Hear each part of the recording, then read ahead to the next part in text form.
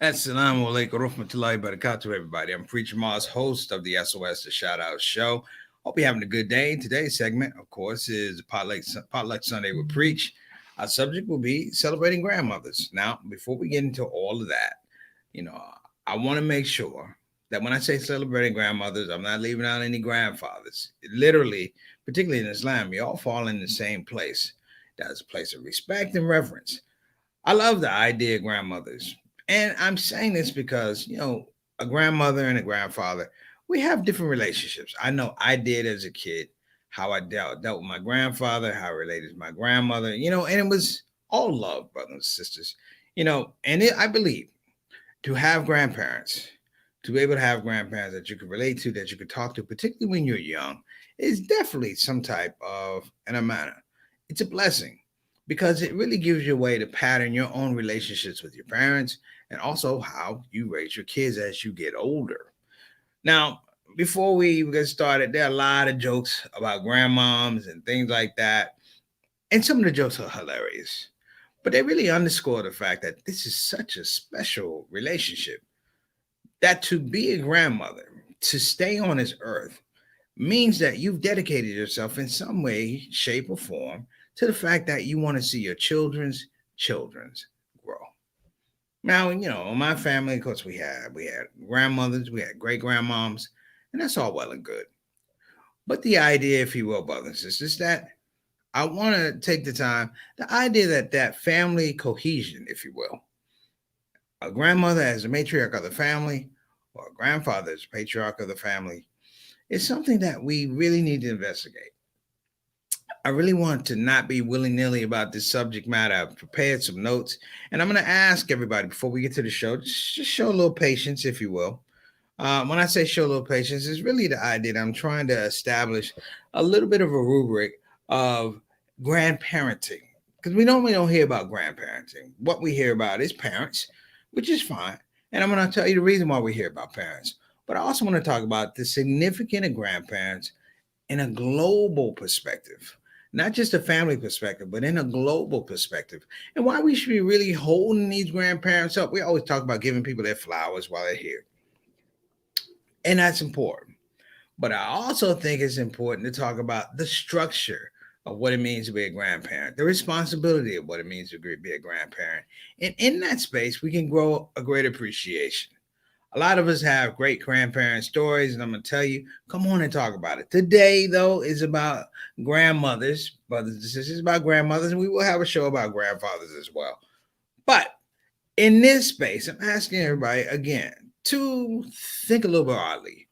Think about some of the relationships that you've had, some of the interactions that you had with your grandmother, some of the wisdom that she imparted, and also watching your grandmother interact with your parents, interact with your mom, or interact with your dad, and being able to frame that, understanding that that person raised the person that's raising you.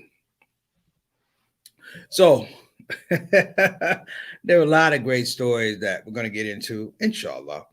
But again, I want to build a case. I want to build a case, if at all, why we need grandparents, why we need more grandparents, why we need to, in this case, for this show, celebrate grandparents. I believe there should be a grandparent stock. We should be able to buy a stock in grandparenting, and with that stock, be able to help and assist kids who don't have grandparents. The growth process and the maturation process for parenting doesn't necessarily stop when your kids go away. Grandparents remind you of that. And so, as much as I'm reminding you of this, I'm reminding myself. And actually, in some regards, reliving some of the great lessons, if you will, the great examples, if you will, of my grandmother. And I have to say, my grandmother wasn't just my grandmother. It's probably like your grandmother. She was grandmother to a whole lot of people. Like your mother in some cases. Your mom isn't just mom to you. Your mom is a mom to a whole bunch of other people. And we began to say, well, why is that? I'm going to tell you why that is. The reason why that is because they've been taught that way. They've been expressly taught that way. And there's no union for being a grandmother. There's no training for being a grandmother. You can't get a license. There's no recertification. It is a process that comes, and you are going to be a grandmother whether you're ready or not. So let's get into it. Um, let's knock it out. Assalamu alaikum.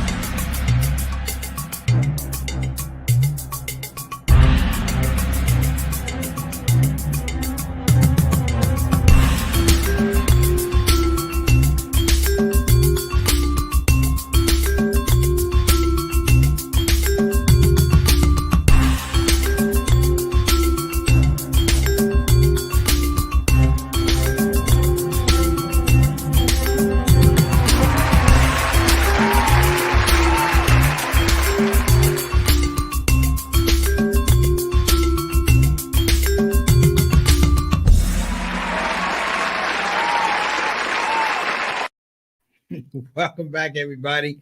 Let me just throw this out here.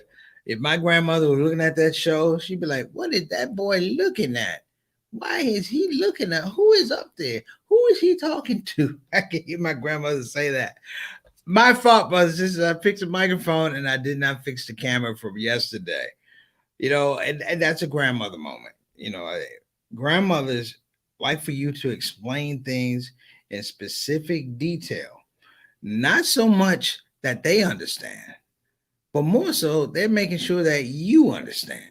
So for my for all the things I talk about, we want to be prepper, we want to be properly prepared, all these things. It was kind of funny that I was looking at the wrong camera. Welcome to live TV. All right, let's get to the show. Before we get started, I want to give welcome to people who are coming on the show for the first time. Appreciate you. Even more importantly, people coming on the show for the first time. There's a protocol. I really go through a long thing, a long welcoming, but you know what? It's kind of futile. But I'm gonna tell you why. Because you're gonna watch the show, you're gonna make a judgment anyway.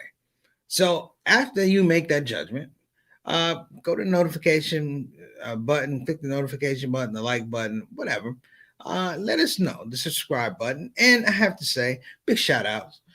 We have exploded on a subscription level from 162 to 164. So we are on a trajectory now. Some of y'all are laughing, but a grandmother would be like, "Ooh, baby, that's good." Um, and when we celebrate grandmothers, I think of so many famous grandmothers like Grandma Clump. She's one of the funniest grandmothers you're gonna have out there. But I want to keep this somewhat focused, if you will, because I know sometimes I get on a tangent. Everybody knows that. But I want to make sure that I am speaking to that. So if you're coming on the show for the first time, please, if you have something to say, something worthwhile, don't be shy. Jump in the comment section and express yourself. All right? That's all we're saying. Express yourself. Only time you're not going to be able to express yourself is when you choose not to put yourself in the comment section and say something. So welcome to the show. I have to welcome my regulars to the show, the shout out soldiers, the stars in the building, if you will. Shout out family. So stick around and this is how it goes. What's going on, Sister E? Assalamu alaikum warahmatullahi wabarakatuh. Sister E, who is our craft services director, show dietitian. She has been on the mend and she's feeling better. Thank you so much for coming on the show, Ree. I know you have some good grandma stories. You from Michigan. I know you got some good grandma stories. So what I think I'm gonna do is I'm gonna throw some subjects out that grandmas normally talk to your children. And when they talk to their grandchildren about. All right, I'm gonna throw some scenarios out, and you guys jump in when you feel like. Next up, wa alaikum assalam wa rahmatullahi wa barakatuh. What's going on, brother Altaf? Welcome to the show, man. I don't know if you saw the monologue earlier, the opening segment while I was looking at the wrong camera. That was your job, brother. You are the Canadian ambassador to the show. You're supposed to make sure that I look right across the border. No, I'm just kidding, brother. Welcome to the show. Appreciate you, man. Next up, we got Adam Khan. Adam Khan got West Indian grandma. So I know you got some stories. So Adam, if you don't represent for the West Indies about the grandma, Wagwan, man, I'm gonna let you go. You're not gonna be able to come on the show. I'm gonna block you. So I know you got some stories, and I look forward to you sharing some stories. Next up, alaikum assalam wa rahmatullahi wa barakatuh. What's going on, Samir? I read your stuff too, just so you know. And we'll talk about it when you have some time, or we can settle down and talk. It's good stuff. But welcome to the show, brother. Representing Kansas City, man. Thank you for coming to the platform. Next up, we got Sister Satana. Sister Satana, our consultant producer, who put me on the spot and introduced me to her twin brother. Like, like you could just make up a twin brother. But just so you guys know, she has a twin brother. And it's basically Sister Satana. He looks like Sister Satana, except he has a beard. It's the same thing. That's what twins are. You got a twin sister looks like you. We got a twin brother, he looks like you too, except he's a dude. Sister, I don't even know where you did that. I don't even know where you did that. But big ups to your brother for coming on the show. Give him my salams. Good brother, funny brother. All right, what we got next? Again, celebrating grandmothers. You know, to kind of prepare for this, what I decided to do to prepare for, I actually tried to look, in our Islamic scholarship, if you will. I know Christian scholarship and all that. I wanted to look through the Islamic scholarship, and it was interesting how they address not grandmothers but grandparents. And it says you're supposed to be dutiful to your parents, of course, but right after that, it says you're supposed to be dutiful to your grandparents. So essentially, if heaven lies at your mother's feet, it definitely lies at your grandmother's feet. And what I'm saying is, look at the preparedness that it means to be a grandparent. In common times, we have situations, scenarios, and I'm not afraid to say that people have children, and they're not either emotionally, financially, or mentally, or psychologically prepared to take care of these children. Isn't it amazing? In terms of the pecking order for custody, the grandparent is first, brothers and sisters. The grandparents are first. And in that grandparent, the pecking order between the grandmother and the grandfather, it's going to be the grandmother first. And it's not to say that it has anything to do with the idea of compassion and mercy. It has to do with those things, but it also has to do with the idea of readiness. Like, I've never met a grandmother who wasn't ready for things. Like, I was on a bus one time. I'm sitting on the bus, me and my grandmother are riding downtown. I don't know where we going. I'm real young, and it was a bright sunny day and da da da. And out of nowhere, I just start sneezing. Like out of nowhere. And do you know she pulled out like a napkin? Like, this is the last thing you should be thinking. She put out a napkin, like she went through a tissue. Here's a tissue, took it back, like, oh, that won't do it. Went and pulled out almost like a whole roll of toilet paper. Wipe your face with that. And I'm sitting here like, how did you know? And it's funny. She has compiled data, just like Sister Satana. She has compiled data. Grandparents, particularly grandmothers, compile data. They know all about you before you get here. Right? Why? Because they raised the people who raised you. Isn't that an amazing thing? They have all the nomenclature. I find myself sometimes. My grandmother, she got older. This is hilarious. As my grandmother, she got older, she couldn't remember everybody's name. Now, she had Alzheimer's dementia. She couldn't remember everybody's name, but while she could, this is how she remembered my name. She had 6 grandkids. She would start with the oldest, work down to the youngest. I was the youngest. So it'd be, hey, Donnie, Lenny, da da da da da, and then she get to me. And she get to me, and I'm like, wow. My grandmother had a nickname for me too when she get angry. It was called that damn boy. Um, I never gave my grandmother a hard time, but it's funny. She's that damn boy because she would use it, and it was funny. And I think about this often.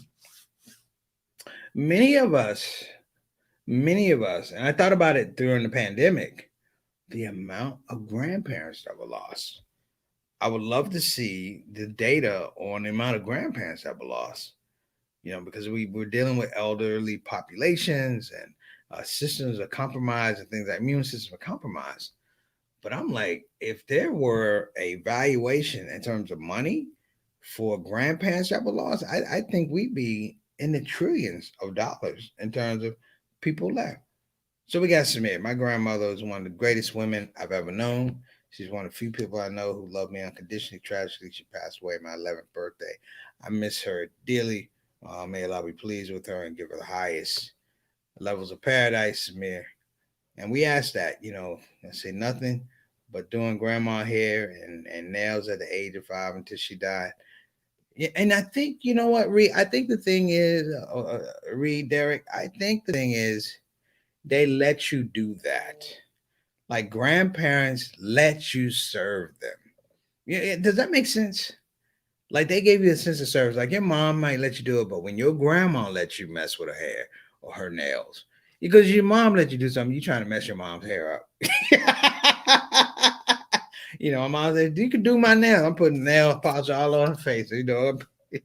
But when grandma said, "You can make me beautiful," man, that was pressure, and you couldn't mess with grandma. I've seen grown men, criminals, killers, get in front of a group of grandmothers,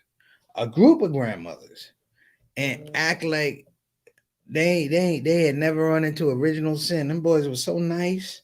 They were, yes, ma'am, take the hat off. Ma'am, I'm sorry. Da, da, da. Boy, and grandmothers talk to other grandmothers, which is a beautiful thing. My mom said I had one grandma, Angel, and one a true witch. Ma, you put out too much information there. You putting out, boy, you on one today. Just we're trying to keep it positive, but you done shot that one all to hell. All right.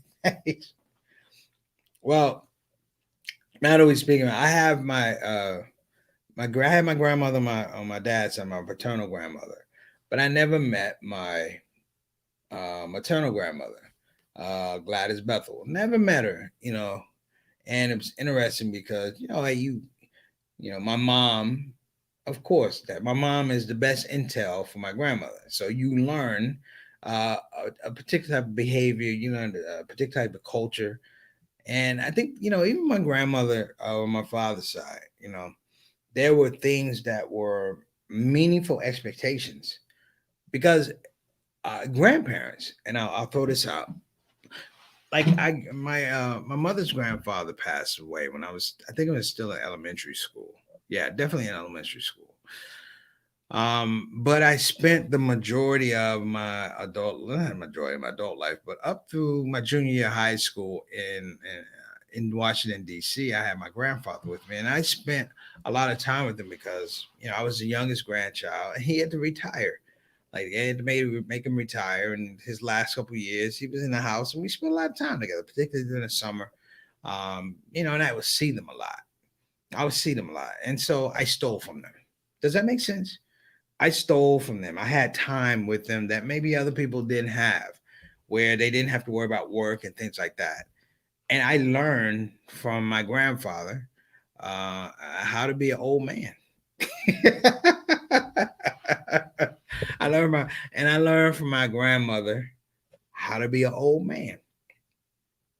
You know, on the real side, um, speaking to Samir's point, we hold on to our grandparents like we would hold on to our parents. Let me explain. There's a proximity between having a parent and a grandparent and watching them together. And when I say watching them together, what I mean is there's a succession that cannot be denied. Even when a grandparent and a parent have a bad relationship, there's still DNA in there where you can look in there and say, at some point in time, the fact that they're having this disagreement that means that there's a possibility of love. There's a possibility of some kind of reconciliation. Like one of my favorite, I watch movies and the ones that really get me is watching a grandparent and a parent pull together. Like those are like really serious, and I don't know why I get emotional. And I have an idea. I'm gonna get an idea in a minute. We're gonna look at Adam's comment. I have an idea because, and this is something Imam Omar Suleiman said, that grandparents look at their grandchildren, particularly grandmothers, look at their grandchildren with the full expectation that they're not going to see them grow up to be full adults. Like I got to see my child, but I'm not going to see my grandchild. The investment is different. I believe that's why grandparents let grandchildren do whatever they want to. um, but it's a really psychological thing. Like one day you may be a grandparent, I may be a grandparent. Who knows? But think about, because I had a meeting today, early this morning, and I watched my friend with his kids, and he was talking about his mother possibly having to come live with him. He had built his house, and he was like, just the idea that she may need a space or something like that. The grandfather may need, his father may need a space. And I'm looking at him with his four kids, and I'm thinking about grandmothers, the power of grandmother. I'm like, your grandmother's going to run this house, right? The mother's going to run this house according to your kids. He goes, yeah. I said, but she's not going to raise your kids. She's going to run the house, but she's not going to raise. I said, and the kids are going to run to her. And I used to always think, why do this impetus on the elders? And we've talked about this before. And children innately understand that grandparents are not going to be here forever. Like you're not going to get 50 years. Like with my mom, when I was young, I was like, I'll easily get 50 years, and my mom will be at her age, and I'll get 50 years, and we'll have that time together. Children, when they deal with grandmothers, instinctively know that's not the case. And therefore, their love and their engagement is totally different. Let's throw up Adam's comment. What you got for me, Adam? Oh, this is a good one. When I would go to Trinidad, my grandma would say, come sit down, eat something. What they don't have, food in Canada. And that's another thing about food. I don't care if you go to a 5-star restaurant, it's not going to be your grandma's cooking. It's not going to be. I'm going to tell you something. My grandmother used to make fried chicken, brothers and sisters, and she had a big black skillet. And this is when they used Crisco. Look at people. Oh my God, having heart attacks.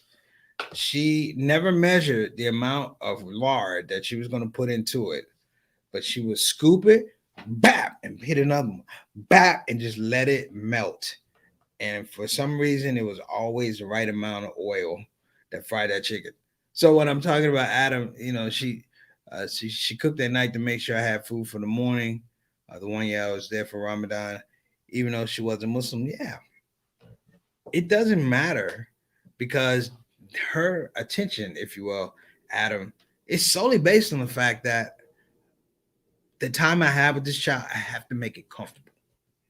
I have to make it comfortable. You rarely ever hear of a grandparent and a grandchild in counseling together. They don't really do family counseling. Mother, father, yeah, but grandparents, no. Because grandparents instinctively know what this role is supposed to be and they just fulfill the role. It's probably one of the hardest things to do, but probably one of the most natural things to do. What we got here for Satana?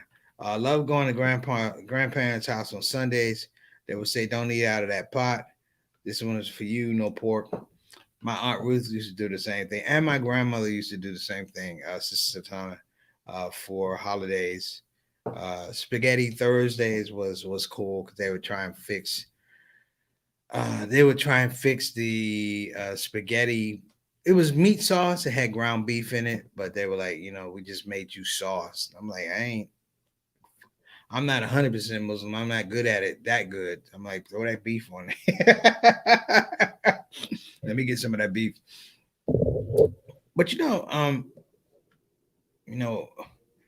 when we talk about our kids dealing with grandparents, when you have kids, your number one insurance policy is your parents.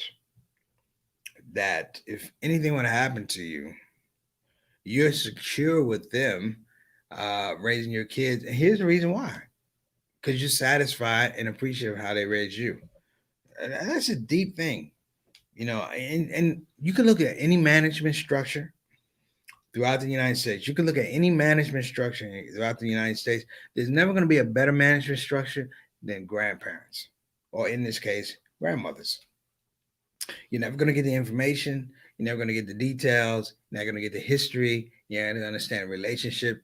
This is a divine management structure.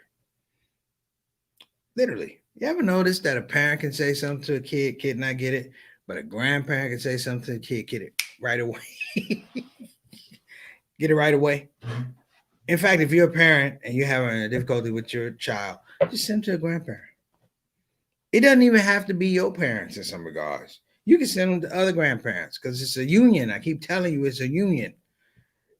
And it's probably one of the best and also one of the most underrated yet important unions that you can have. You know, I like the idea of what Omar Suleiman said about grandmothers. They never make a distinction about their children's children. So when they say my grandson or my granddaughter, it is totally possessive. Totally possessive. And the funny part is when they speak in a singular tone, they mean all of their grandchildren because the scope is that big. It's that important. And like I said, I was watching CNN just put out um, they just put out a thing that said, we're closing in on 600,000 people who've passed away from COVID. 600,000. One of the things that irritated me was the CNN during COVID was the fact that every time you would turn on CNN, they would have a ticker. They would have a dashboard that was telling you how many people were dying. And I thought it was the most insensitive thing you could do. It's like you sensationalize this whole thing about people dying, particularly knowing that it was the older population. Like you don't remind the elders that their time is limited. You don't remind the elders that your living, if you will, your existence is threatened.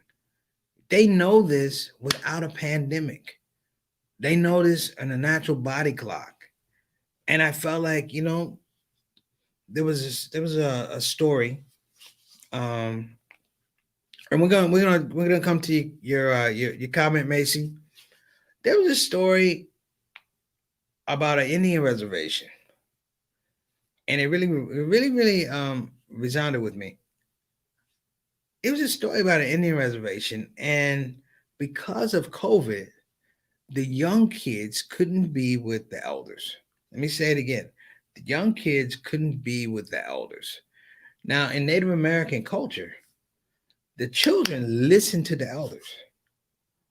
Like they listen to the elders. That is a unique bond. That is almost as, if not as important, the parents. You listen to the elders. And they were saying that it couldn't happen and they had to be in isolation. And they talked about the after effect of it after a year. And the after effect of it after a year is like children they felt it cheated. And it led to this weird type of depression that they were dealing with on these Indian reservations. But it also led to the fact that the adults, the grandparents, the elders question their position, question their functionality. And this is deep because we don't think of it that way. We think, oh, my grandma said, grandma said. No, they understand functionality. And so, I want to make sure we do that. We have a comment from Macy. I never knew most of my relatives, orphaned at 3 years old. I'm sorry about that, Macy, but I hope that the relatives that you did know or the people who were important to you, you had great relationship with them and you were able to engage with them on some really important levels, spiritually, emotionally, uh, and just in terms of a familiar bond. I hope that happens. All right. And hey, I don't know about your relatives, but I'm gonna make you an official member of the Shout Out Show family. How about that? So look, everybody. I don't want to expound too much about grandmas. I gave you guys kind of an argument about why they're important. And the reason they're important is because, they're next there. If something would happen to your parents, your grandma, even if you're an adult, think about this. Because people think, you're going to take care of me. There are grandparents who had to bury their children. And even in that role, as adults, they still assume that role, that functionality. Like if you and I saw that happening during the pandemic. So grandparents stepping up for their grown grandkids, not just little grands, for their grown grandkids, which says that that role never goes out. And I pray to Allah subhanahu wa ta'ala that thing never changes, and that all our grandparents and all our elders have longevity, uh, high quality of life, and when they return to Allah subhanahu wa ta'ala, that they're given the highest levels of paradise. All right, everybody, that's my show for today. Love all you grandmothers that are out there. God bless you. Uh, Continue to keep us little knucklehead grandchildren, our little knucklehead grandchildren in check. Until the next show tomorrow, this is Preacher Mars signing off from the SOS. Assalamu alaikum wa rahmatullahi wa barakatuh.